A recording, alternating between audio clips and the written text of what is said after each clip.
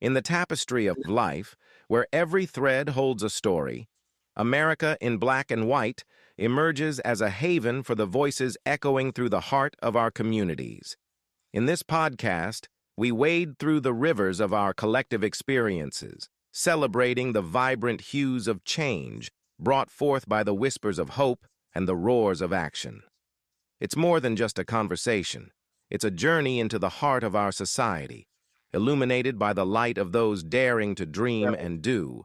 Join us, and let your voice be the melody that guides us toward a dawn where every color finds its place in the masterpiece of our shared destiny. Together, let's paint a future brimming with the positives that dwell in our minds and the actions that shape our world. Good afternoon, good evening, ladies and gentlemen, and welcome to another episode of America in Black and White, where we are coloring conversations on the canvas of America. Tonight, our special guest is Mr. Jean Patrick Guichard. Jean Patrick was born in Brooklyn, raised in Guinea, West Africa. Jean Patrick Guichard is a cultural curator and visionary, arts advocate whose journey bridges continent and communities. Inspired early by his mother, a U.S. Foreign Service officer, Jean Patrick's passion for African art was shaped by immersive travels across sub Saharan Africa, including Senegal, Cote d'Ivoire, Ghana, Nigeria, South Africa, Cameroon, Congo Brazzaville, and the Democratic Republic of Congo. With a degree in Black Studies from San Francisco State University, Jean Patrick has spent decades working across nonprofit and for-profit sectors, managing programs in natural resource conservation, childhood survival, conflict resolution, international exchange, and IT. These roles deepened his connection to the continent and fueled his expansive art collection and relationships with artists across Africa and the diaspora. As founder of Gallery Miriam, Jean Patrick champions emerging African artists by curating exhibitions in the U.S., including at Gallery Serengeti, Capitol Heights, Maryland, and Akazi ATL, Atlanta, Georgia. His work centers cultural exchange, legacy building, and sensory storytelling, most notably through his signature Art and Senses Dinner series, which fuses African art, cuisine, music, and dialogue to celebrate the continent's impact on contemporary culture. Jean Patrick's mission is clear: to elevate African artistry, foster cross cultural understanding, and create platforms where every creative becomes a tool for education, empowerment, and global connection. Ladies and gentlemen, Jean Patrick Guichard. Hello, sir. Hello, sir. How are you? I'm okay. I'm great.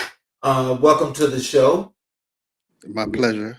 Is there anything you'd like to add to your bio before we get into the show?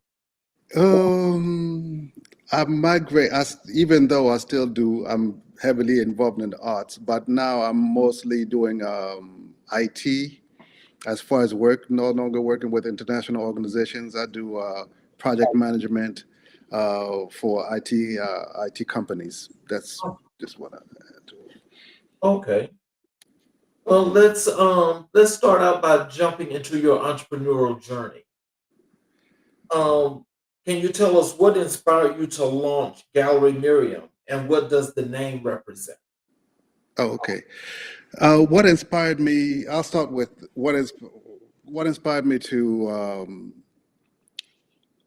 get into the arts. I would say is basically my mother. Of course, I was like you mentioned. I was been collecting for the longest. Can't even remember when I started. But But then, as I was going around, going around, and I buy stuff here, I buy stuff there, and one of the artists from Senegal, Cheikh Tidiane Keita, approached me and said, "Listen, you're doing you come in and you're buying. We see that, we appreciate. But when actually are you going to do something for us?"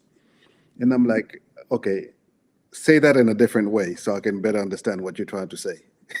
So he said, "Why don't you start working on exhibits, promoting us in the U.S. and other places, becoming our manager, do things with us so we can start." I said, "Okay, that's something that never occurred to me." I said, "Sure, let me give it a try."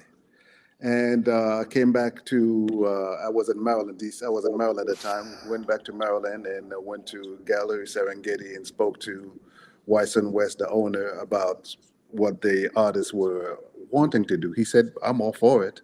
So our first exhibit was in 2010, and it started with three Senegalese artists, of course, Cheikh Diane Keita, Babali, and Kine Ao. And it was a very successful exhibit. And from there, we just continued and I expanded to other artists from the diaspora. Now, the name Gallery Miriam is once, I think it was 2013, 2014, no, 2012, thereabout.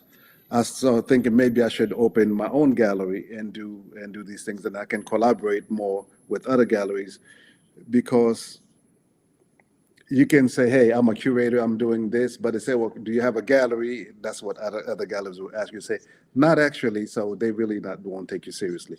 So I started to say that let me have my own gallery, and I named it Gallery Miriam after my mother's first name was Miriam, so I just named it Gallery Miriam.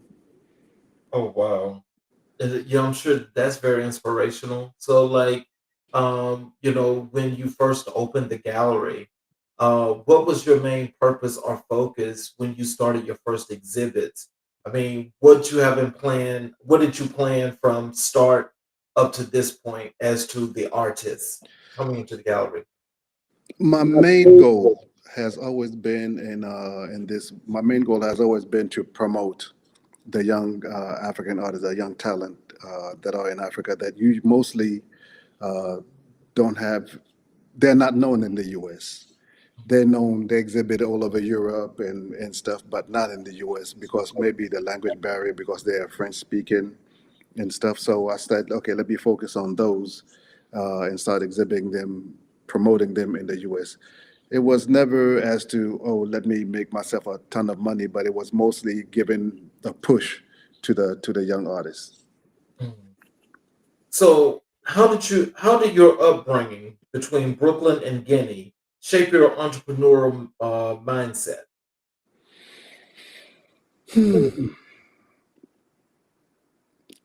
Honestly, I don't even, people may think that I have an entrepreneurial mindset because of the things I do. But I can actually say that it was something that shaped entrepreneurial mindset because it's something I've kind of fell into. And I say, hey, I'm a cultural person. I enjoy culture. Mhm. Whenever I traveled in Africa working with NGOs, nonprofit organization and NGOs, it was always I always enjoy the cultural aspect of it also, knowing the people's culture, mingling with them, the thought process, to better understand them, to better resolve whatever issues they have. So culture has always been something of interest to me. Um, Starting a gallery and working with a young artist, that's it's pure love. So, and I always find different avenues, think of different ways I can expand it. Okay. And I can understand that, especially, when you're actually going to be promoting these artists that are over in West Africa, not known here in the US. And I'm sure that took a whole lot of work, even in just doing that. And so when actually coming up with everything that was going to be done, how did you determine the timing and the number of pieces that you would display here in the US? Um, That timing was left up to Gallery Serengeti, so to speak. Uh, the pieces that I want to display, I do not usually don't have a theme. I ask the artists, show me what you have and what you want to present. Hmm. And they usually sit there and they always send me pictures. And I say, okay, well, let's go with that. And then that's how we go. Because I don't want to influence the artist by saying, no, I want you to do this way. I want you to do that way. My goal, I want them to be able free. I want them to have a safe zone where they can freely express themselves Hmm. as artists. So, what were the biggest challenges in building a gallery focused on African artists in the U.S.?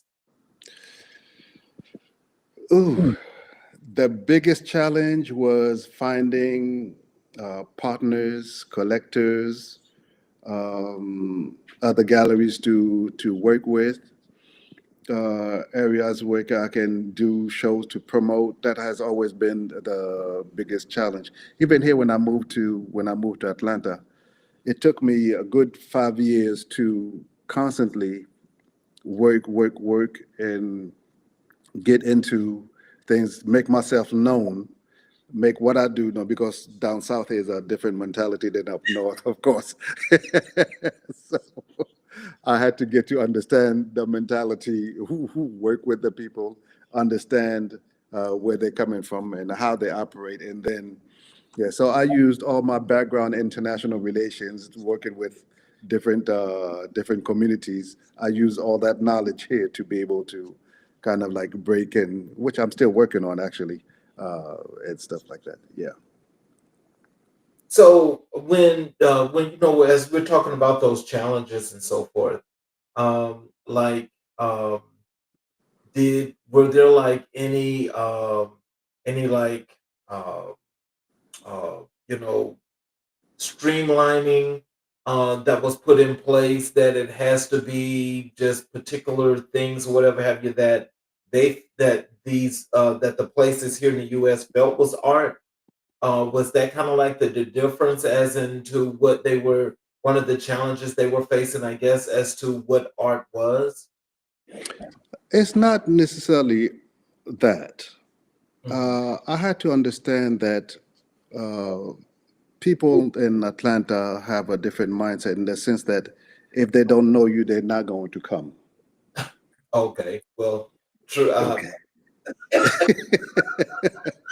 Basically, as opposed to up north, they know you or not, they don't care. They want to enjoy the art and they come to the art.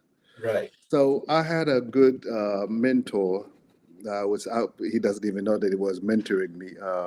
Someone from the Atlanta art, Kevin Sip, that I spoke to a lot, and he opened a lot of doors, encouraging me to meet this person, meet that person, and kind of getting to know people and different people, having different conversations, having having art and senses dinner at my house, in which art and African art, African food, African drinks, everything is served, and we talk about art and where we're going with it. And the artist is here doing a live performance, stuff like that. You just come up with different creative things to really get known and move forward.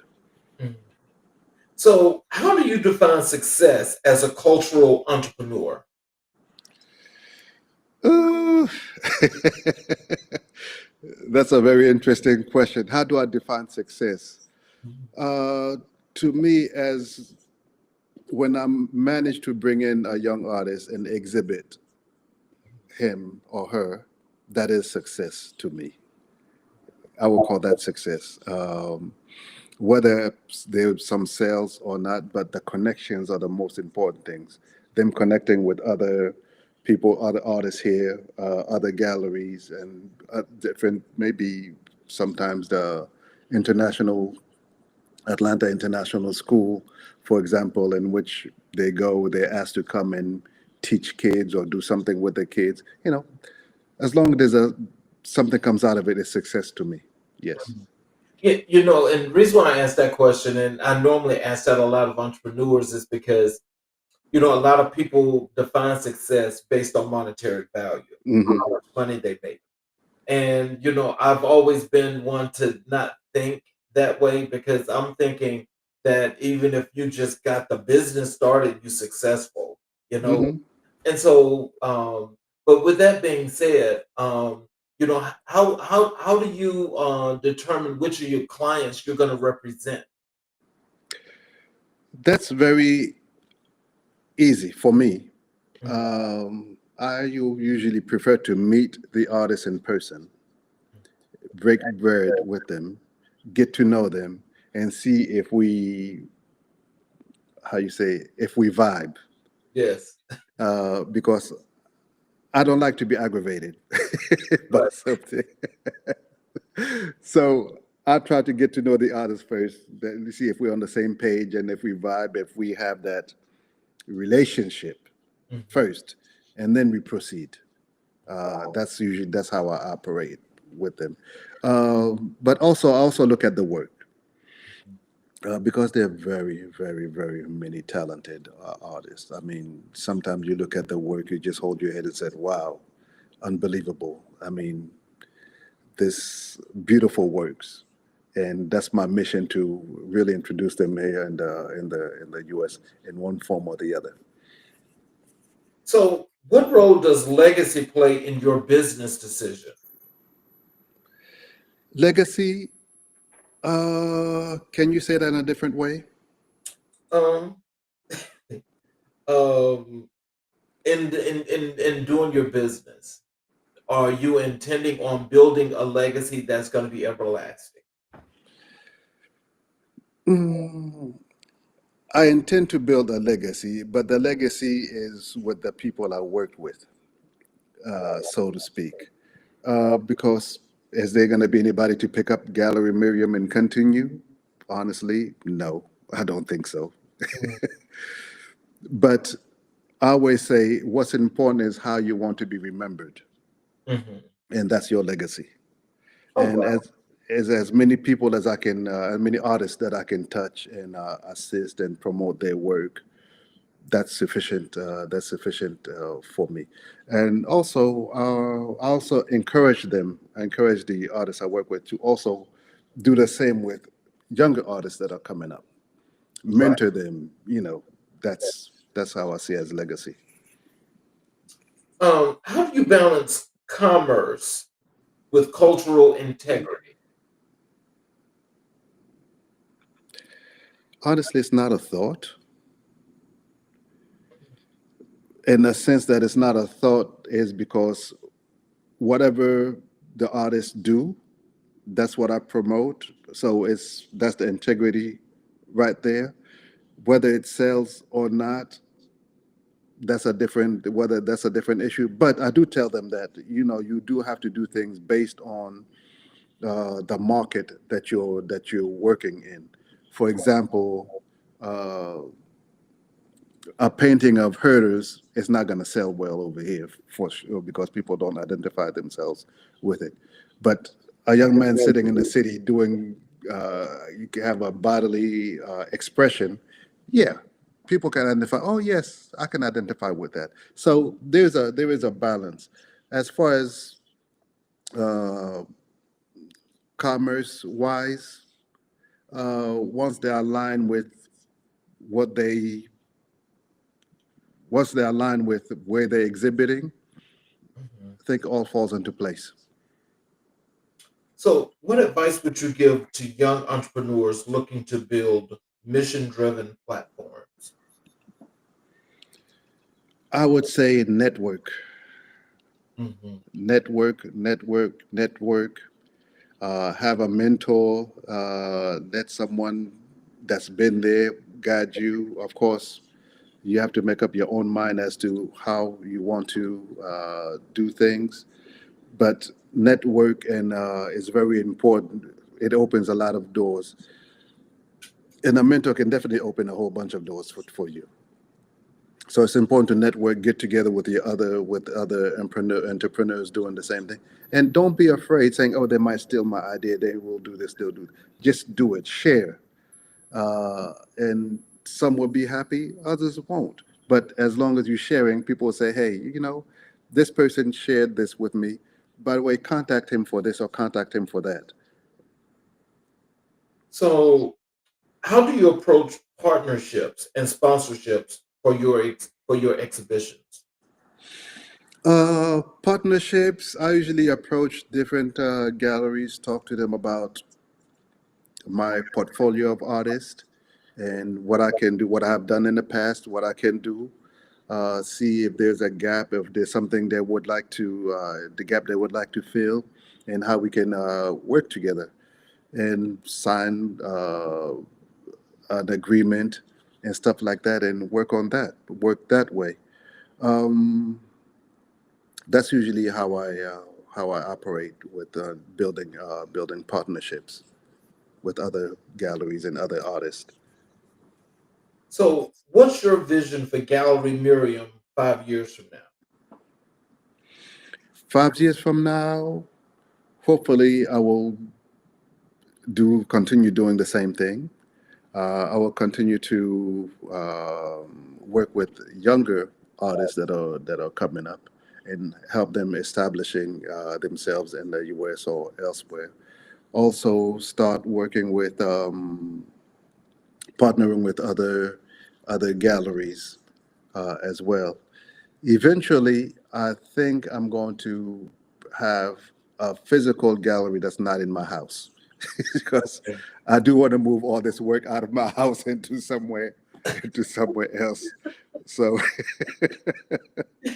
It would cause you to have to be like Fort Knox, right? I know, right?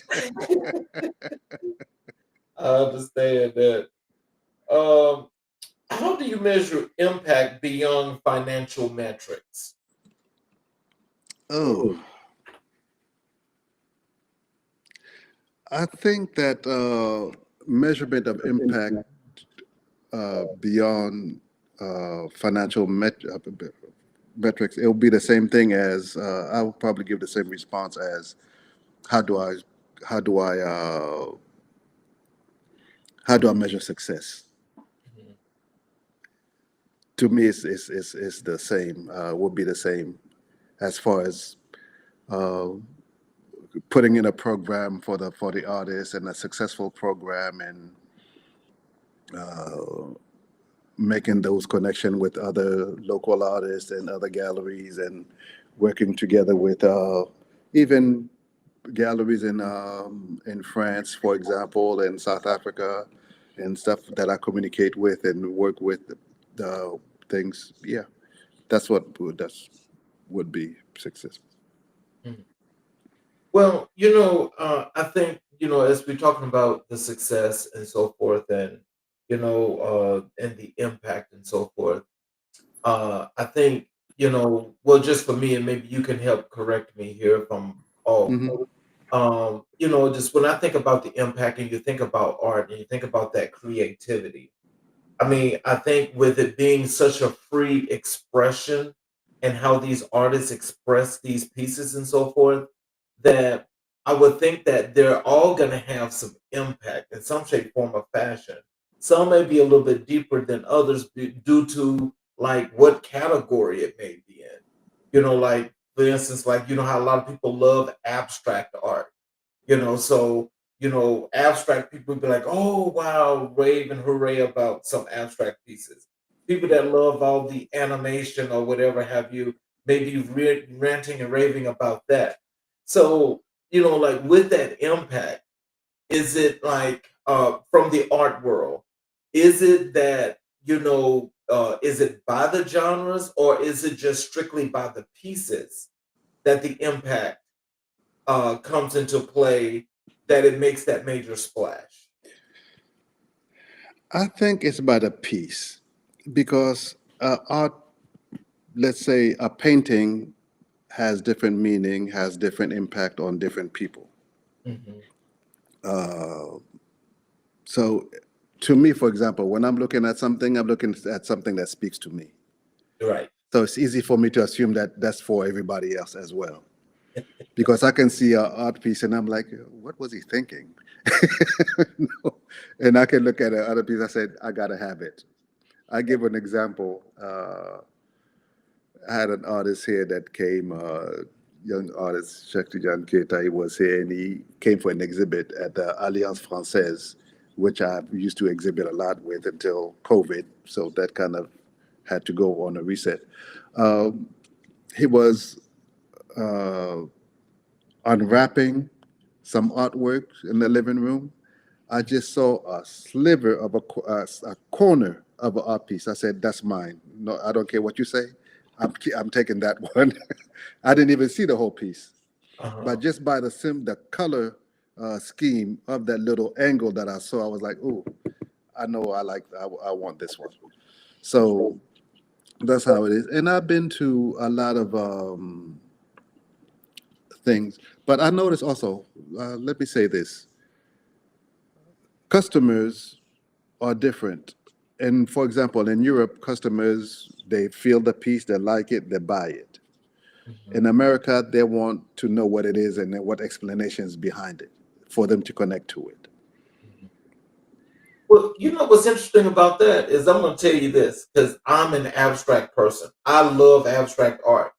And I can promise you, I can see 15 different abstract pieces, but I can guarantee you that there's one that's talking to me. Yep. Guarantee. Yeah. I'm like, I love this. And that's how it is. So when you talk about ask about impact, different people have different. It has impact on different people depending on what it is. I can have a huge abstract here, and you're gonna walk in. He said, and pass out and say, "Okay, take me home with it." Right. So it has different meaning for different impact on different people. But most people, I think, they connect with art emotion on an emotional level. Others, though, connect on a monetary level. They know, okay, this is from this artist. Uh, he's this age. Okay, he might pass soon, and if he passes soon, that means the value is going to go up. So let me just go ahead and buy this. For example, when I started, when I'm when in my process of collecting, I used to go to art schools uh, in different African countries. I go to art school and talk to the students, the artists, the students, and the one that expresses themselves the best, I buy from that person, and it never fails. After they graduate, they just blow up. Wow. Wow. Okay. Okay. You got that eye. Yeah. Let's go a little bit deeper here into art and your work as a curator. Um, so can you tell us what makes African art distinct in its storytelling and symbolism? Ooh, that's a loaded question. I believe that artists are custodian of their own history, of their time they live in. Mhm. And they usually tell a story about what's going on in their lives at that specific time.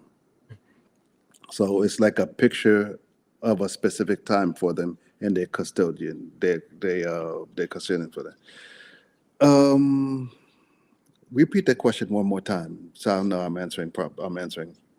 What makes African art distinct in its storytelling and symbolism? Okay, so in the sense that there are multiple different cultures, multiple different ethnic groups in Africa, each one with its particularity in which in their own design. You can see different masks. If I'm going to traditional art, different masks have different features depending on what group they belong to, different different shapes. So that art will symbolize what people symbolize their people, so to speak. I'm not sure if I'm answering properly. My mind is churning because there's a lot going on in my head right now. I'm trying to synthesize everything into bite pieces. But African art on a whole is something that Africans have ignored for a long time. Uh, for the past 10, 15 years, Africans have started collecting their own work and their own art. Really? Yeah, and actually, the biggest, I would say, one of the largest collectors of African art, mostly are Africans these days. Mhm. There are a lot of art galleries popping up all over Africa, the artists coming. So it's there's movement there, and there's a lot of hope. It still has not gotten to the scale of what is supposed to, or I would say what we're used to in the West as far as infrastructure, safe spaces for the artists, because some tend to be political, others don't. So there's always some are provocative, and the people are not ready for some things based on religion or political ideologies. So it's always trying to find that safe space and that safe area where artists can thrive. But as far as symbolism, I think that the artwork that they create is represent their community and the time and space in which they are when they're actually doing that work.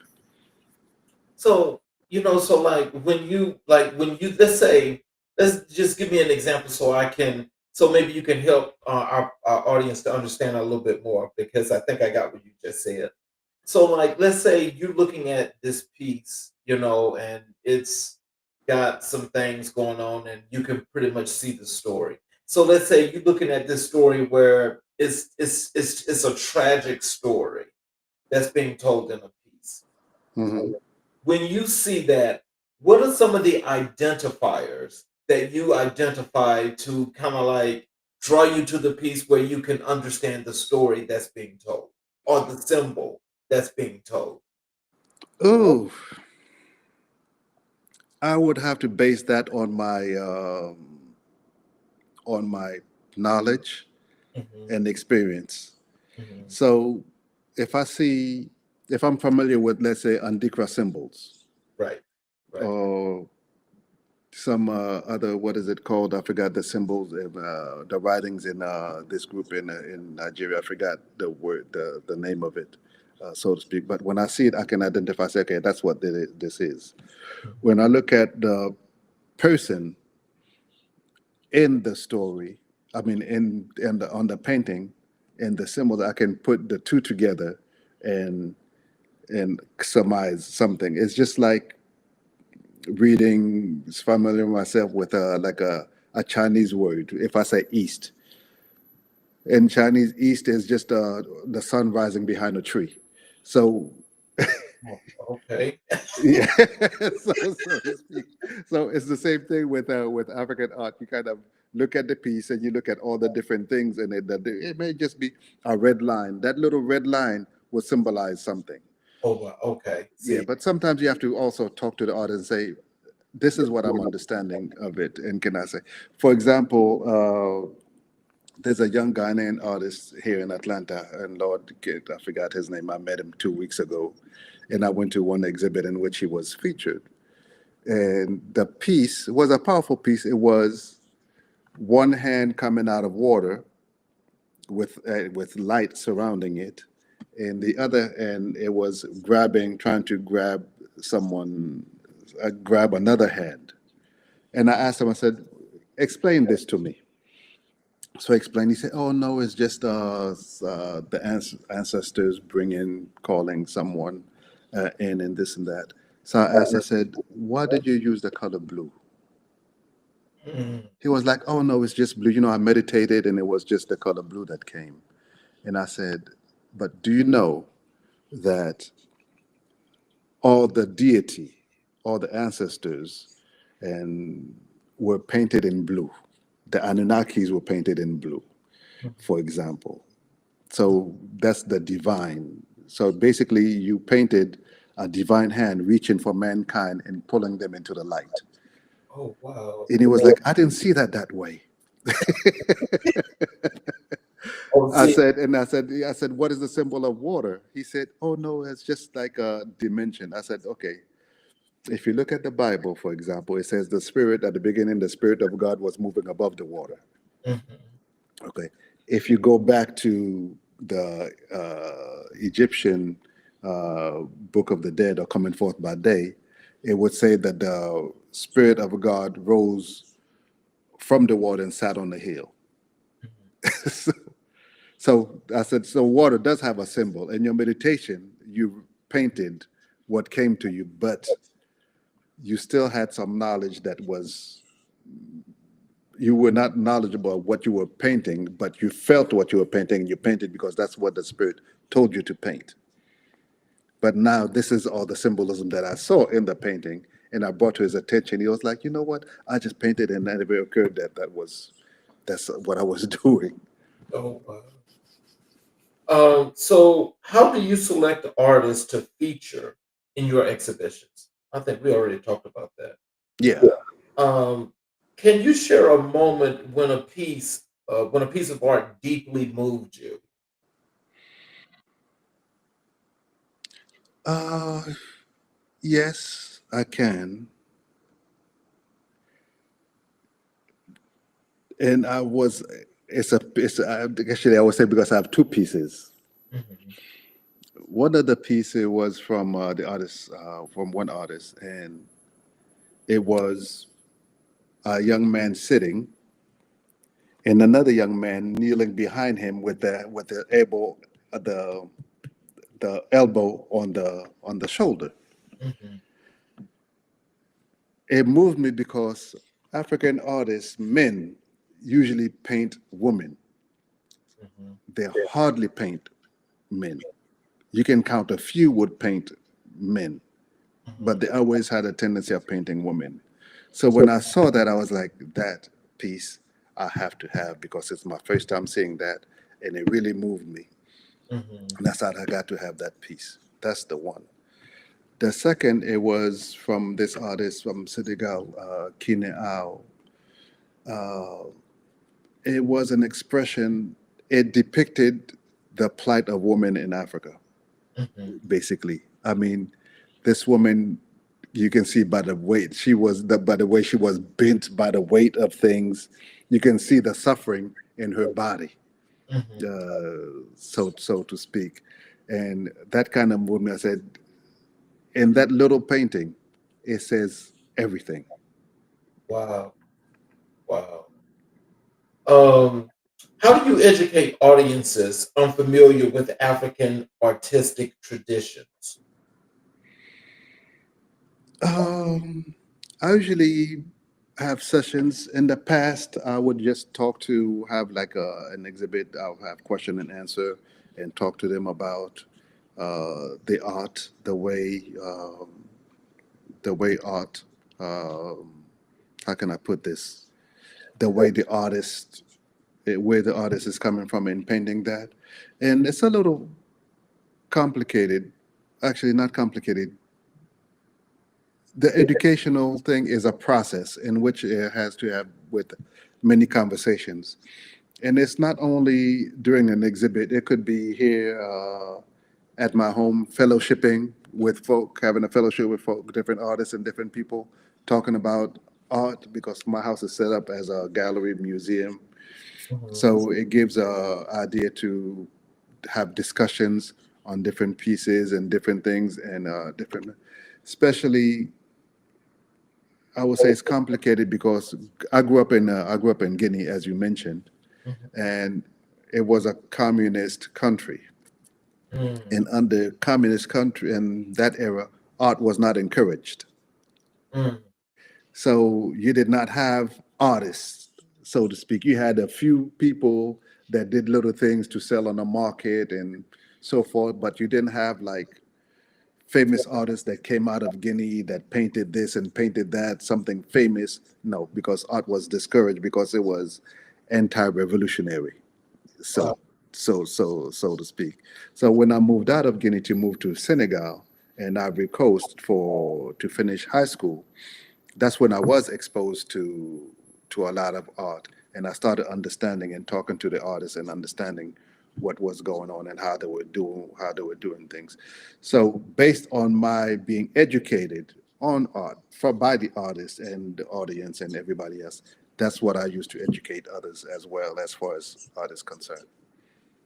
So when it comes down to it, if you could tell us this, because I think when we had this discussion, I mean, that caught me off guard. What was it like being in a communist society and not have the ability, not the ability, but not given the authority to create and express yourself? What was that like? I personally cannot say because I'm not an artist, so to speak. Uh, but you can see that there was not really creative. It was really not. There was not much creative stuff going on. Mhm, You can count on except the expats that were working at different embassies. You didn't see any, mhm, so to speak. So even if you had artists, the audience or the market for that was not present. I had art in the house because my mom is from Brooklyn. She's from New York, and she always came with art pieces from here and things, probably things that belonged to her mother or father or whoever. She always decorated the house and put artwork up. But if I went to other people, my friend's house, they had they may have a print by Picasso or something. It was just a print or family pictures. mhm. So that was in Guinea. So that's what I would say. There was not that much art that was visible at that time. So I'm assuming that actually it was difficult at the time. But even now, uh, the art scene is not that great there Oh, because we're still living under the ghost of that revolutionary period. what trends are you seeing in contemporary African art? Ooh,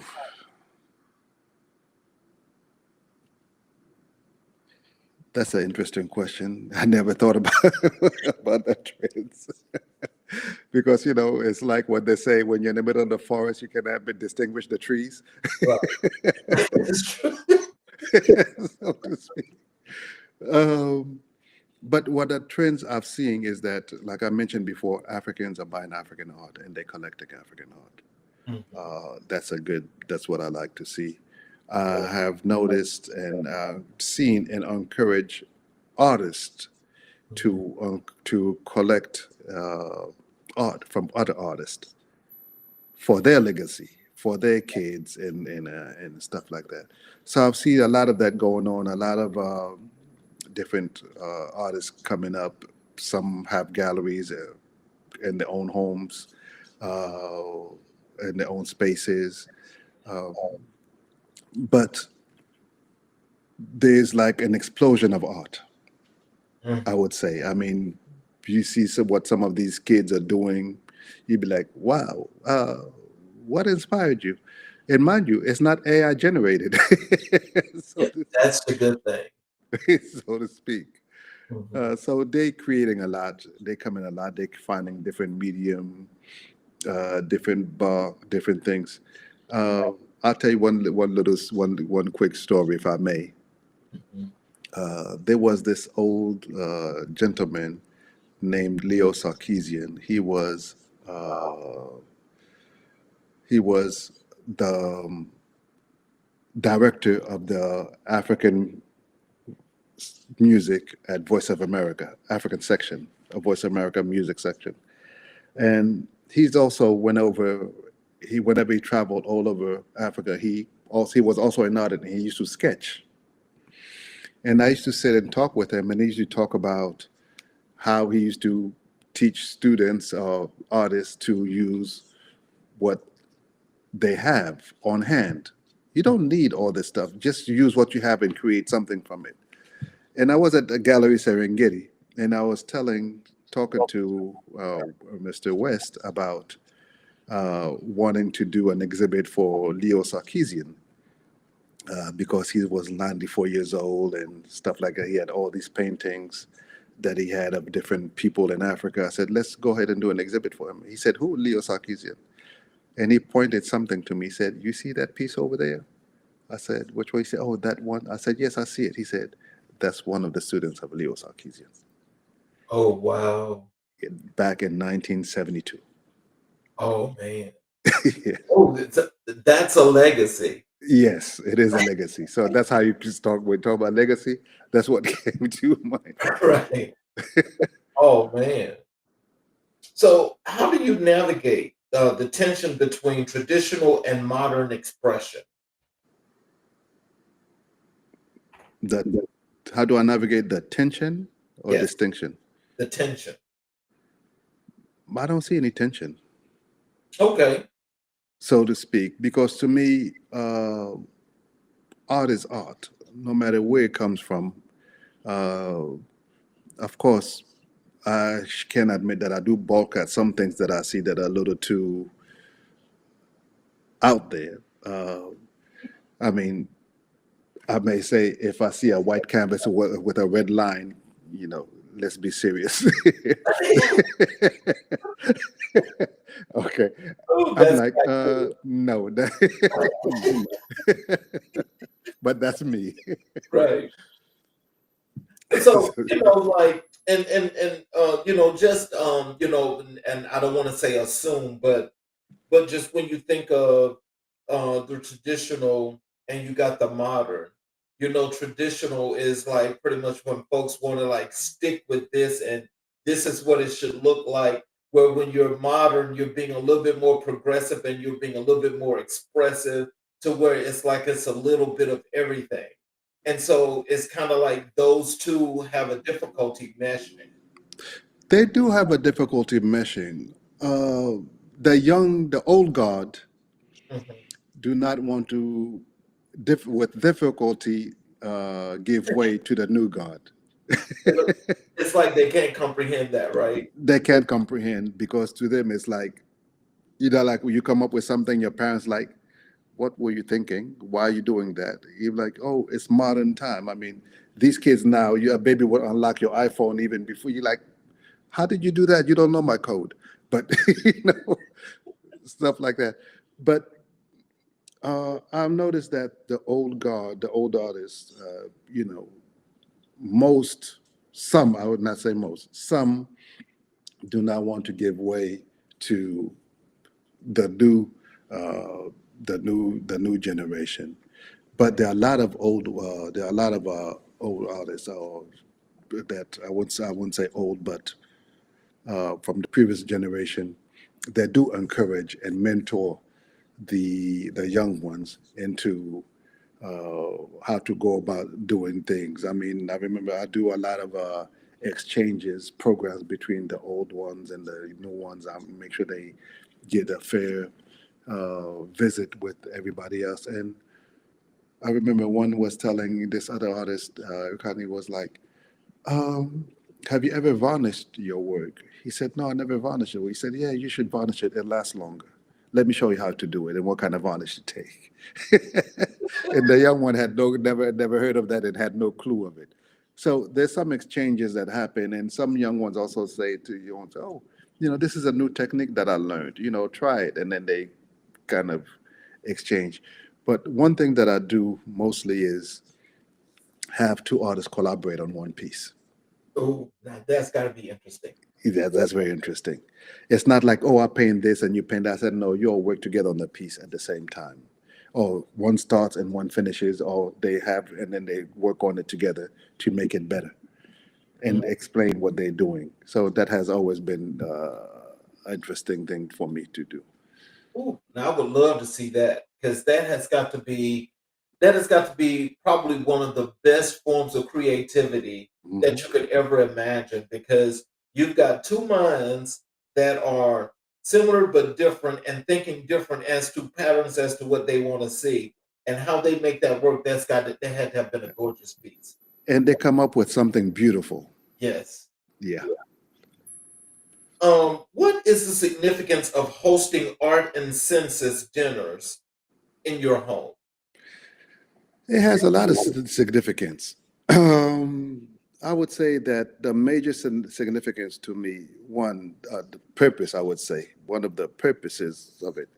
was to be able to meet collectors, to work with artists and collectors at the same time, but also provide that exclusivity to collectors.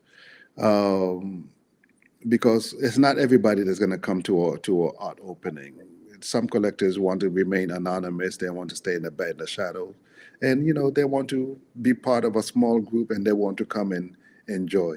So the Art and the Senses dinner was created to give that platform. But it's not only art. Like I said, it's food that I cook myself. That I cook myself, and different drinks, African drinks that I prepare myself, that I serve. Then it's anywhere between 8 and 12 that we are here, sit around the table, talk about art, look at art, take a tour of the thing. I would take everything of mine off the walls and put up the artist, featured artist, put up his work uh, s- at for that weekend, and have people walk around the house, see the art, talk about it, and enjoy. So that was mostly the mind behind having the Art and Senses dinner. I stopped that when COVID came, and I've been toying with the idea, and it's been long that I need to start it again. Well, I got to tell you this. I mean, I've never attended one of those, but I've got to say that that in itself is a very creative idea. Because if you've got people coming that are especially collectors, and you're giving them intimate moments like that to get the feel of what they are about to see, it's got to make the experience just crazy loving. Yeah, Because it's like, oh, I'm here in Africa. exactly. you know, I mean, that's really wonderful and creative. I mean, like, what made you think of that? Um, it's just something that came up. I would say it's. Let me put it to you this way. Uh, my mother was in the foreign service, and she was the cultural attaché, public affairs officer, Hmm. and she was always hosting dinners and always hosting gatherings. Okay. So I'm like, mm, why not do that, but in a different setting? And I have I inherited from her a lot of uh, tablecloths, plates, dinnerware, all African inspired. So hey, why not use them for something for an African for art and senses? So, I guess we can call you the host with the most. Yeah. I like that. How do you incorporate sound, taste, and dialogue into the art experience? Sound, taste. That's what I do with art and senses, because the taste is the food, the sound is the Afro beat or a piano or African jazz or whatever music is playing in the background, and the visual of the artwork. Oh, wow. That's how this all incorporated into one single experience. So, what's your process for curating a multi-sensory exhibit? Ooh, the process is identifying who to invite, basically. Mhm. That's one, and making sure that they're available. Is having a guest list, working on that guest list. Um, also working with the artist also, because the artist is very important, because in this understanding what they want to do and what they want to show during that period, and curate the guest list accordingly Mhm. as well. So that's the main process. The rest of it is just winging it at the time, cooking, doing stuff like that. Most process is just getting the guest list and getting the dates and all that stuff. And basically, it's the communication. Mhm. Having worked citizen exchanges project. So I have a lot of information, knowledge of that, how to go about creating and sending out to folks invitations and uh, different with different agenda program. I would say a different program of what the experience is going to be like, and making sure that I stick true to what I said on paper that they were going to experience during that period. So, how do you support artists beyond the gallery walls? Uh, that's there's a whole lot of ways to support that I've provided artists, from assisting in buying material, Mhm. um, different, I would say mostly materials, some fees here, assisting with travel, filling out applications, helping them fill out application, reviewing their contract assigned with other galleries. For example, I say, let me see, make sure that everything is kosher in it, that you're not being taken advantage of. Having a one-on-one or just a group session. I have a WhatsApp group, for example, in which you have a whole bunch of artists in there, Oh, and really? yeah, we do. Someone will submit a work, and we'll look at it and give a positive critique of the work, Mhm. and challenging the artist to come out of their comfort zone, Mm. mainly. But there's a whole gamut of ways that do go ahead and assist artists.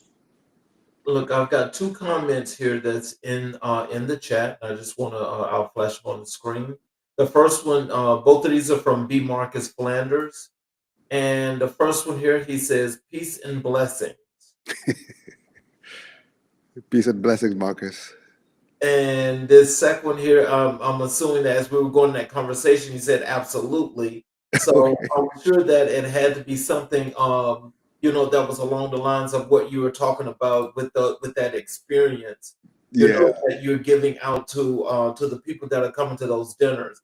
That has got to be one of the best things in the world, and that makes you a unique individual, and that is one of the reasons why, and with the culture itself in general, this is like one of the things that I want to make sure that the audience understands, learns, and can get an idea as to um, the diversity of the work that you do and how broad it is, but from the art perspective, because there's not many people, in our community that I think really get into the art world. There's a lot of people that want to, but Hmm. sometimes they don't know how. And It's so true. this is why I think it's so important, to have them hear the work that you're doing. It's true. And if I may, a lot of people that do want to get into the arts and also they need to understand that it's not only getting the art from the artist and putting it on and putting in a gallery. For Africans, I would say it's the relationship also. It's Yes. very, very, very important to build that relationship and that trust, Hmm. and that takes time.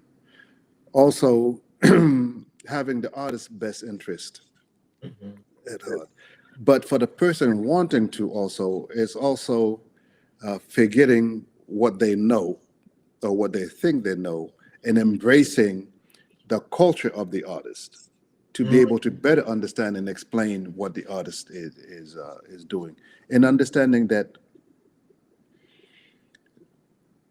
different artists are not the same, Right. and you cannot treat them all the same. You cannot say, I would let me put it this way: don't have the colonial mentality and say, okay, I'm here, so this is an artist in Africa, so this is how it's going to be, and this and Right. that, because ultimately they also have families and have a culture and something, and it's up to us to do our best to understand their culture, and I'll say take a trip, go visit, Right. understand something, and that will put you more in touch, and you'll be able to explain and talk more about their art and the artists and to your customers as well. So let's go over a little bit and talk a little bit about your work in community engagement. Can you tell us how has your work in nonprofits shaped your approach to community building? Ooh, a lot.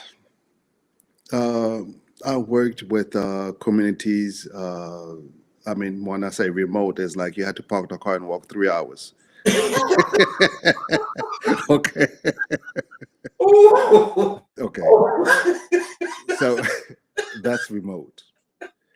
Uh, but also, it has to try to understand the problem of the people and do, because I've did a lot of community asset mapping in which you come to a community, you talk to them and see what they have, what they want to do, and figure out what assets they have. And okay, work on, let's use what the assets you have to start what you want. And then once we start, you can start approaching different businesses and say, hey, we came up to here, but we need assistance doing with this. That's to give them ownership. Because in the past, you have agencies like USAID and Canadian the uh, and different European donors that came with a project or program, and they imposed it on the people. They took it just because they needed the money. But after the 5 years project, everything fell apart because the people never took ownership of it.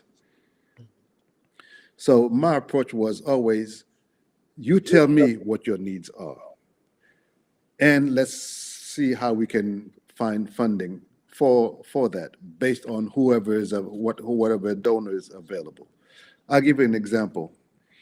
I went to, where was it? It was in Zambia, and way up in Kitwe. I think it was Kitwe. Yeah, it was way up in Kitwe. And the people wanted to do. They asked money to do uh, chicken farming. And so when I got there, I spoke to them and, over a day or so and talking to see what was going on. And I dug in into what is it that you want? What did you do prior? What did you do before that? So basically, they said they wanted to do chicken. And I said, okay, why? And then what did you try before? Oh, we tried fish farming, but that didn't work out. Why didn't it work out? Because there was no water. So, what is it exactly that you need? Oh, we actually want a well, but we didn't think that you would fund a well, so we went for chickens. So I contacted this Canadian group that was working, doing wells up around some other area, and said, "Hey, we have funding for them for chicken, uh, but can we use that to do a well instead because that's what they actually need?" And they said yes, they'll come and do it. So I managed to transfer the funds that way to that group for them to come do a well, and everybody was happy. But when I came back to Washington, I had my hand slapped because that's not what you were there for. You were there to help them do a chicken farm. So, but my goal was to help the people get what they actually needed. So that's how it's shaped. But to answer your question, a lot of meeting those different groups, uh, sitting, eating, talking to them, figuring out what the issues are, helping them do certain things, kind of reinforced who I am and how I see us as a community and how I can go into a community and say, okay, this is what we can do. Let's start a dialogue and dig in to see what exactly it is that we can do, and let's start doing it. And if we have a stop somewhere, let's approach other business and see how we can all come together and work uh, together to accomplish this goal. What does cultural exchange mean to you in practice? Cultural exchange to me in practice means that I show you my world, you show me your world, so to speak. Right. I come to you. Let's say I bring 15 women from 8 different countries in Africa to the U.S. to visit 5 different cities in the U.S. I have to do a program that is not only visiting those families or the NGOs, let's say the League of Women Voters, and see how they work things, but also creating that bond. It's not necessarily having them go to see a museum because they may not be interested in the art. But oh, let's go see if there's a farm they can go and talk to some farmers or some other thing because they've also there's some farmers in the group. So it's finding what the liaisons that people can have, finding that and start exchanging on that. And maybe the African will say, hey, this is how we do things. The Americans say, this is how we do things. Oh, I'm having this problem. How did you solve that problem? Oh, we solved that problem by doing this.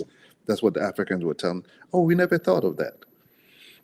Because if you think of it, a lot of the farms in America during the slavery time were done by Africans that came with the knowledge, how to grow crops, how to get rid of pests, how to do this and how to do that.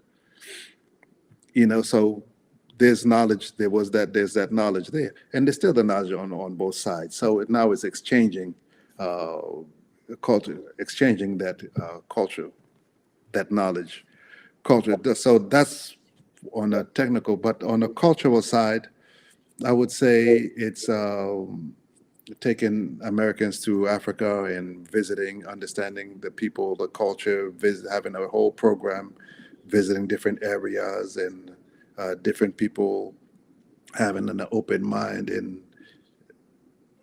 just mingling and eating and understanding storytelling, all kind of different projects, programs can be put together for the cultural exchange. So, how do you ensure your work uplifts both African and African American communities? Oof. That's a hard question. Got it on your shoulders. I know, right? That's a tough one. Uplifting African artists and African communities is easy because they're willing to learn and travel and stuff like that. Working with Americans, it's a little more complicated because, in my humble opinion, and I may get slapped for it. I don't find American artists that open-minded when it comes to Africa. Mm, Okay, and I don't find them being letting go of the same subject matter that they always have, mm, which is emancipation, slavery. mhm. Uh, I encourage them always to travel. I don't care. Don't always travel to Europe to go see Louvre and all those other things. Mm, Go see where the legacy was stolen from. mm. You know, You know something? I'm sorry, but as you're going down this road, this is that truth telling that I like for people to get is because you can't get to this place without going to the start. exactly, And people are always, we're here in America, you know, American people, as Americans in general, have a tendency of making things more complex than what they need to be. I mean, for example, I'll give you a simple example. Mm, I can get Americans, white, mhm, to go to Africa, dress up, sleep on a floor mat, do mingle with the African artist and work with them and do and learn something. mhm, If I try African American, they want to stay in a 5-star hotel And I'm like, you live in Southeast. What do you need a 5-star hotel for? Mm. Come on, And see, keep it real. this is where you learn culture. Exactly. You're here to learn, mingle with the people. Whatever you see, forget about all preconceived notions you have. Hmm. Try to learn as much as you can because ultimately your art has to evolve. Right. You cannot continue painting the same thing over and over. I look at African artists, their work is always evolving, always, constantly evolving. Sometimes you see a series, you're like, huh? He said, yeah, I switched up.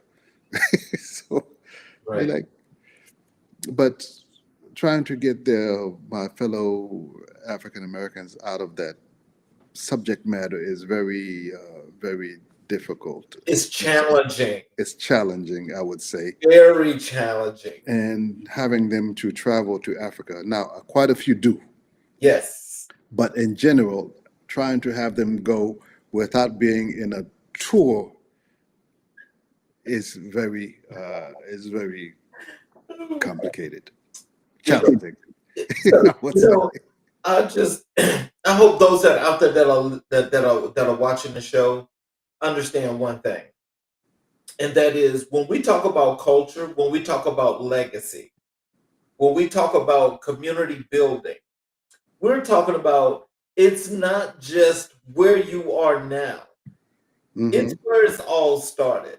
So if you know where it started, and you know if it's you knowing that it's going to be different, but it's together to some shape, form, or fashion, Hmm. you've got to get down to that point and build that back up and understand. Yep. You know, some people it's a little bit difficult for a lot of folks, but for some they're just willing because it's like, hey, I want to know. But you see, the thing is that people don't get that prejudice is a time saver That's a good word to use. because it stops you from having to examine yourself Ah, and having it stops you from getting out of your comfort zone. right. And it's basically stops you from growing also. Mm, So by being locked up in this little box, you you in your comfort zone, you don't. I always tell folks, do not look at the sky through a window. Go out the window and look at the entire sky. mm, mm. There's a whole world out there to see. Yes. Do not look at it through the frame of a window. Go out of the window. Ooh, so I know when you come back on the show, I know where we're gonna pick up at. I can tell you that. This is all wonderful here because in talking about community engagement, that's a real thing. Let's transition over to Black History. When I Hmm. spoke with you and I told you that we do Black History 365, Hmm. and I asked you who were the most influential person or persons in your life and career. You told me President Sekou Toure and Stokely Carmichael. Hmm. Can you tell us why are President Sekou Toure and Stokely Carmichael such pivotal figures in your life? Okay. Uh, President Secretary at that time was the first president that said no to French colonialism. Yeah, okay. Because of that, the French burnt everything they ever built before they left. They destroyed whatever they could destroy and left the country in shambles because they didn't want to do. And they put an embargo on Guinea, the same type of similar embargo that they put on Haiti for centuries, for example. Yep. Uh, so he instilled pride in his people. You know the president of Burkina Faso, Ibrahim Traore, No, I don't think I. the young president from Burkina Faso that's doing a lot of amazing things in this Oh, country. oh, yeah, okay, yes, At that time, that was Secretary okay, until they started getting to his mental. But I'm not going to get into that. right. But he did a lot of country. He did a lot. At that time, they had factories for juice, milk, cement, tile. They have all kind of different factories because he was talking about being self-sufficient Right. and not depending on foreign imports Mhm. for people to feed themselves. But that came with mixed bags. Some saw it good, some saw it bad, because other people looked at Ivory Coast and Senegal and said, "Hey, they're doing far more better as far as what they have, but to what cost?" Right. When it comes to Stokely Carmichael, which he changed his name to Kwame Ture, and I always call him Uncle Stokely because that's what I'm used to. I used to have conversations with him, and the conversations I used to have with him were based on the Black experience, Pan Africanism, and I remember one time we were talking. He was like, he heard me talking to his grandson, Mhm. and in which I said, "Oh no, if America ever has a Black president, they probably try to kill him." This was in the 70s, 1970s in Africa. Okay, he heard me say that.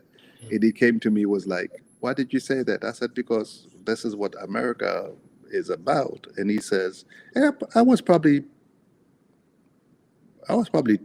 11 years old Mhm. at the time." And But he you had told me, a vision. you shouldn't say things like that because it would be our job to protect that president and make sure that he's successful. Yep. Yes. So he taught me a lot about,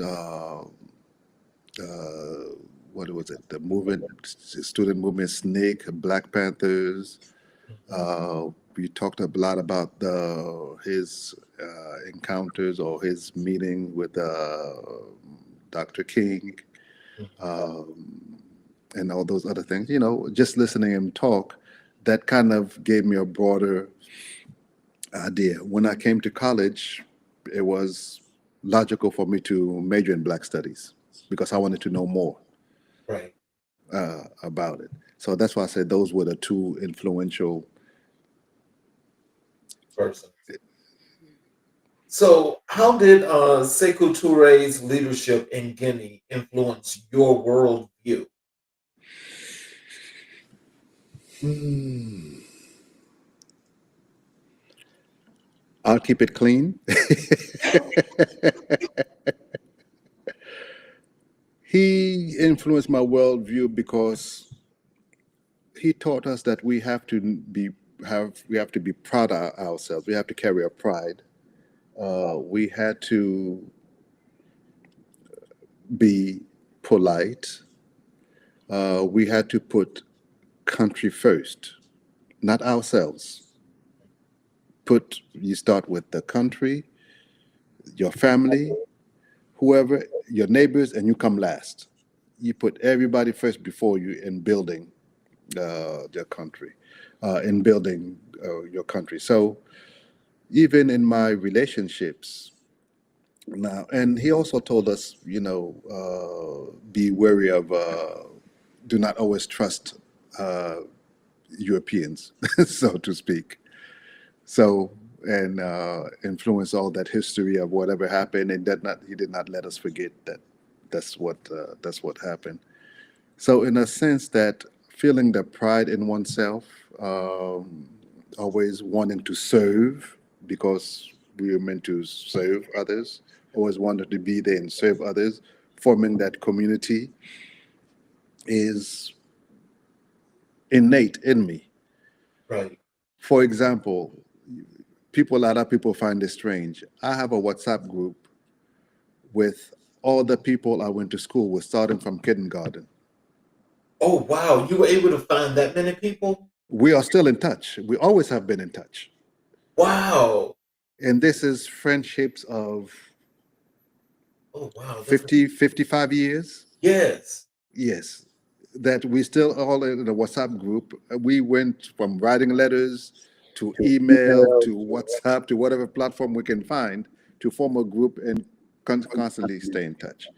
Wow. That is just wonderful. And it would not be possible if we did not have that upbringing in Guinea.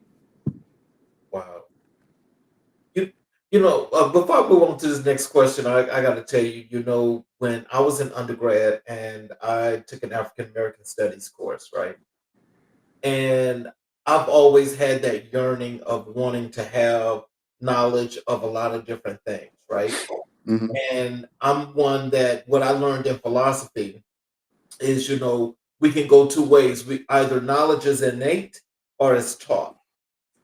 I can honestly tell you that when I took that African American Studies course, everything instantaneously opened in my mind where I can not just imagine, but I could visualize each and everything that actually transcended that got us to this point. That Hmm. even includes when we talked about Grimaldi Man. And a lot of people to this day probably be like, what the hell is, or who the hell is Grimaldi Man? And of course, that was the first person on the face of the earth. And actually, Dr. Dijot is the one that went through and did all these teachings and discoveries and talking about him and his origins and everything else. That in itself, from that one particular class, it's just sprung everything about African American studies and learning about our culture that things that we knew to be true or things that we know was true and was false. And now we're at that point of the reckoning part to where Hmm. now it's like it's overflowing everywhere. And Hmm. there's like this major pushback that's trying to put the genie back in the bottle, which perhaps It's too late because we're in yeah, the era of communication, and everything is open and everything is out there. Once it's out, you yes, cannot put the genie back. You can rub it any old kind of way, do whatever you want to do with it. That genie ain't going back in. no, It's loose now. It's universal. It's everywhere. yes, How you gonna curtail it? Impossible. right, You can beat him, join him. yeah, Basically, at this point. yeah, exactly. So, what lessons from Stokely Carmichael's activism resonate in your work today? Um, I would say the major part is his active is making sure that your people are progressing, that your people got justice, that your people become self-reliant, so to speak. That's what I got. That's what I got from him. I'm not. There's one word that escaping me, but it may feel that I'm the guardian of my culture, and everybody should be guardians of their culture, and we should come together, and make sure that we, hand in hand, we move forward in the direction that we choose to move, and not a direction that is imposed on us. Exactly. Exactly. Because being controlled of your own destiny is one thing. That's you and how you do it. Not Hmm. like, oh, I'm going to help guide you because you need to go over here because this is why you need to do that. No, sir. No, sir. That's not the way life works. Hmm. But, some people still on that trip. Yep. On that trip. So, we gotta lay them down, give them some medication so they can rest their nerves a little bit. 'Cause they need some medication right now. They need like a Valium or something. Because they gotta go to sleep and wake back up. But it's I would say it's getting rid of the miseducation that's the most complicated part. Mhm. Because if one, no wonder a lot of things were removed from the schools, the curriculum. Mhm. Even I would say I don't know how long ago, but it's been at least a couple of decades that they removed civics and critical thinking out of the curriculum. Ooh. Let's see what you talking about. I talk to people about it every day. These children are not learning critical thinking and they don't know how to do it. No, they don't. It was removed from the curriculum. They're not taught how to think for themselves, and only Right. thing they go about is quoting this person, quoting that person, and we say, "Let me know what your thought is on this matter." They start quoting. I said, "I don't want to quote. Mhm. I want your thoughts on it. Mhm. How did you analyze it? Exactly. Exactly. Yeah. So, how do you see their legacies reflected in your gallery and outreach? Whose legacies? Sekou Toure and Stokely Carmichael. Mm, I would say there's an indirect effect in the sense that since I was taught to, I grew up with education of taking care of my community and taking care of ourselves. Mhm. Uh, Me being a custodian of my own, it's natural for me to foster relationships with other artists that are custodian of their own as well, and see how we can move things, how we can move things forward. Oh, what can we do to assist each other? For example, that would say that's the legacy. I would say. So, what does Pan Africanism mean to you personally and professionally? Hmm.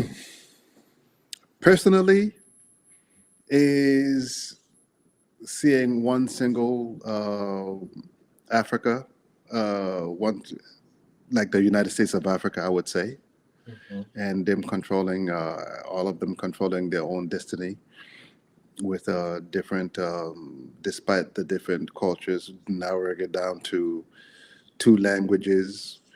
Uh, I might get some slack from this. Swahili is spoken from Kenya all the way down to South Africa. So that could one language could be on that side, and one language could be in West Africa. It could either be Mandingo or something that's widely spoken, but just some language unity. The thing with Africa is that there's a cultural unity. No matter where you go, what country, what city, what village, the Mhm. do's and don'ts are similar. So Mhm. there's one cultural unity, despite the different languages, different ethnic groups, and all that other stuff. Right. So that could be, if that is understood, Mhm. if that cultural unity is taught in the schools in Africa, for example, Mhm. they can definitely overcome all those differences because there's really not that much difference between them, between the overcome those differences on a personal level to come up to a country level, regional level, and Pan African level. Mhm. How do you honor historical figures through contemporary art? Mm, I usually let the artists express themselves when it comes to that. Uh, I don't necessarily encourage portraits of historical figures, uh, but what I do encourage is for the artist to exercise. Let's say someone is not a figurative, is abstract.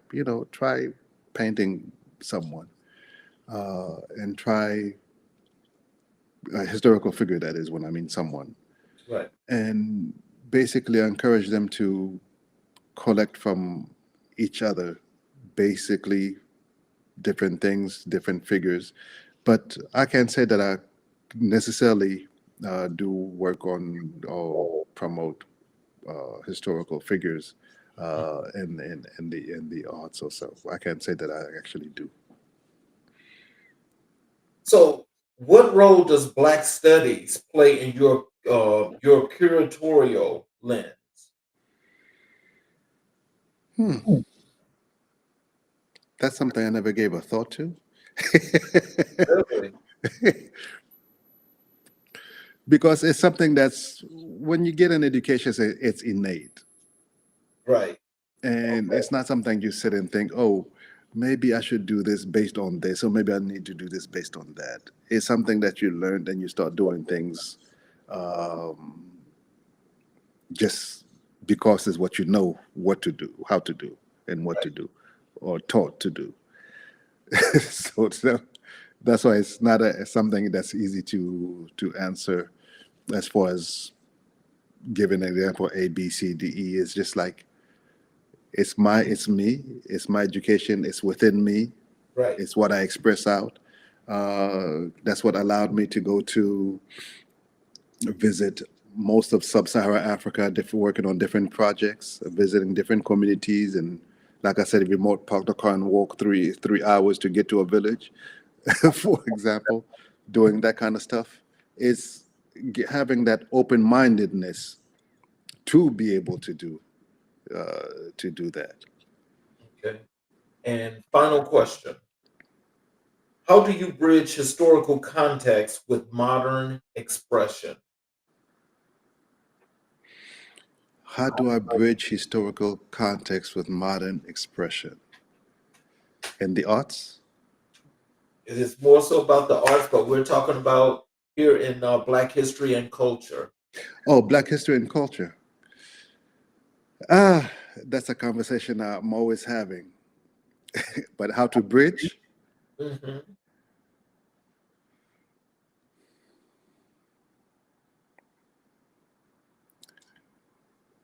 I'm shaking my head because I had a conversation which is like, okay, uh, you see a lot of kids now that say, I don't care about the past, this is what I'm doing.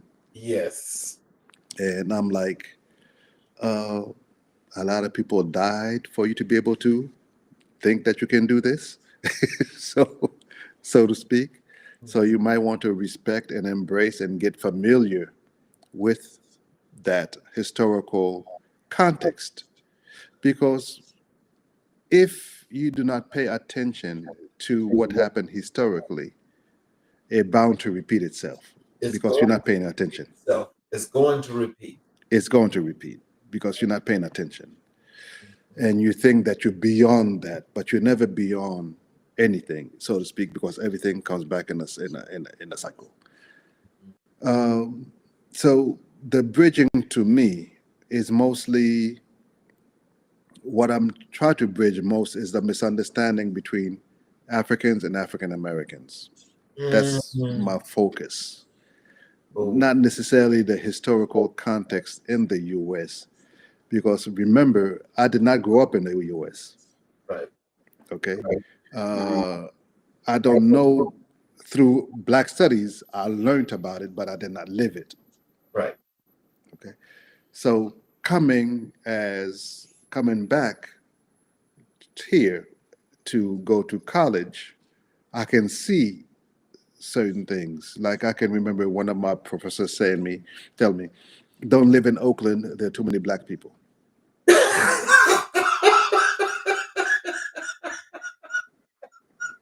African professor.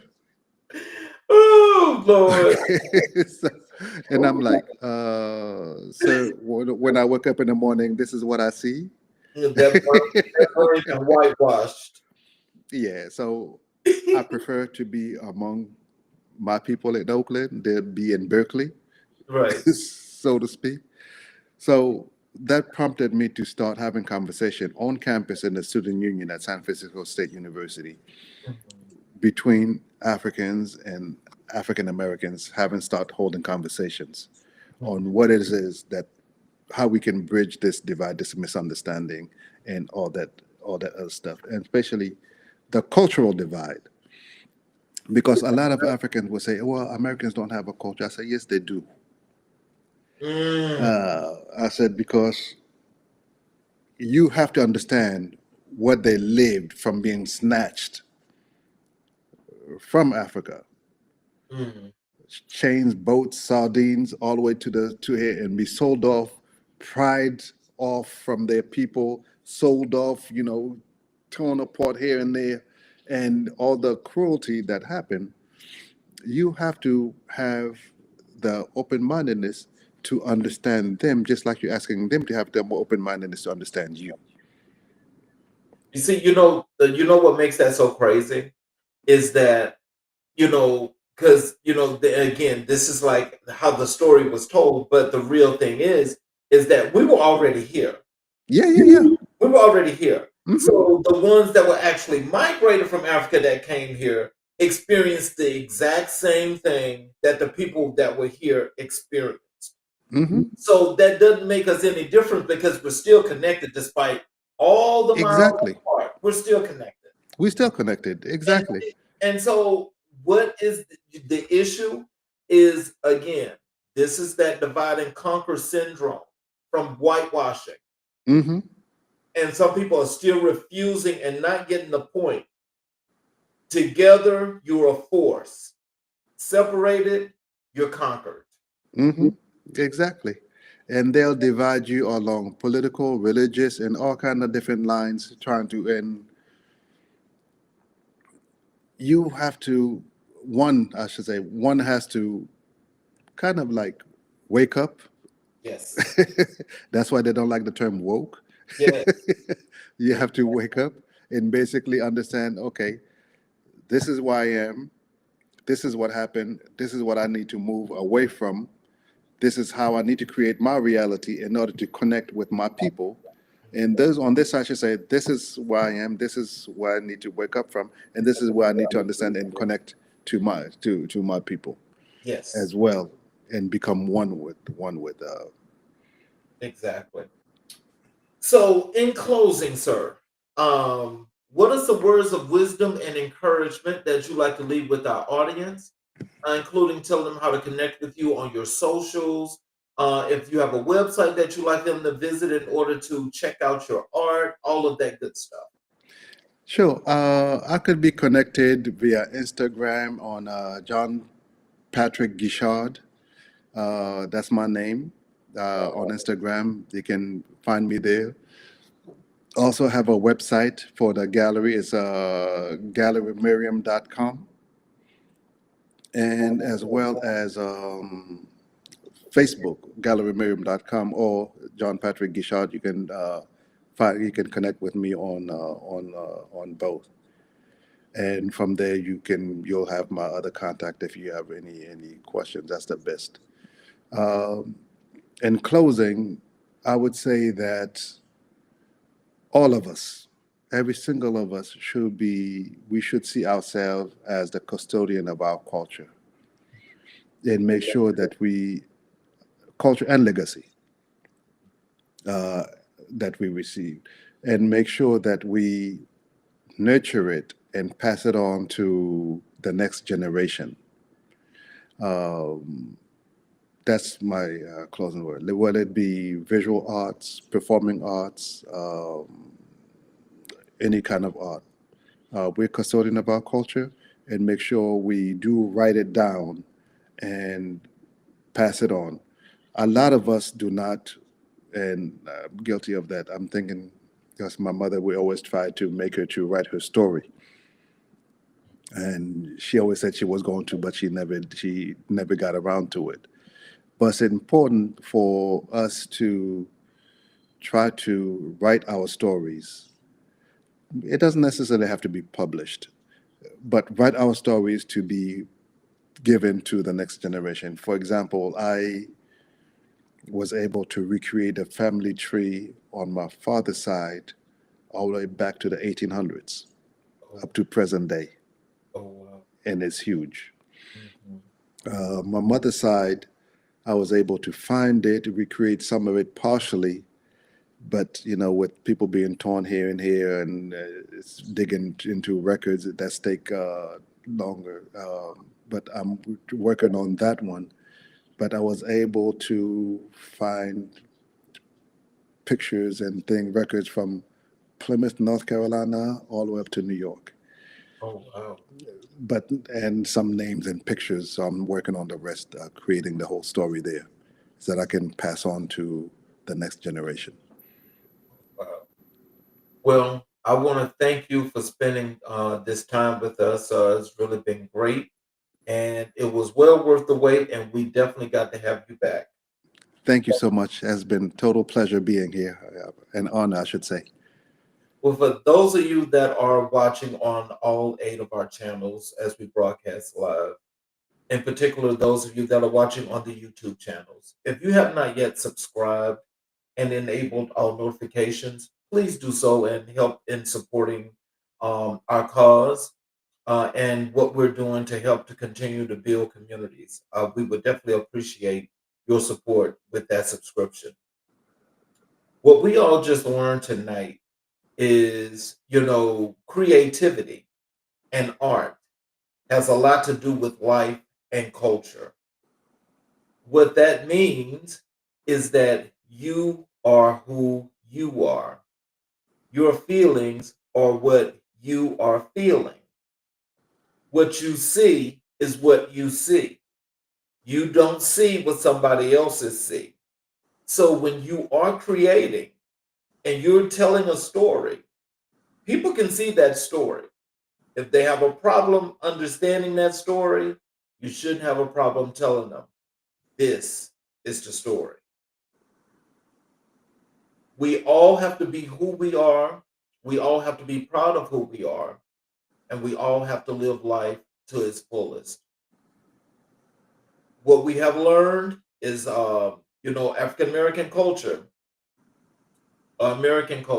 whatever you want to call it, Black history, Black people have populated this earth from beginning to now. You want to know the story? Go to the beginning and then come forward. I want to thank you all for watching this evening. We have a very special show for you guys on Saturday afternoon at 3 p.m. Eastern Standard Time. Please tune in and watch another episode of America in Black and White, where we will continue to color conversations on the canvas of America. Thank you, Jean Patrick, and I will definitely be in touch with you. You all have a great evening.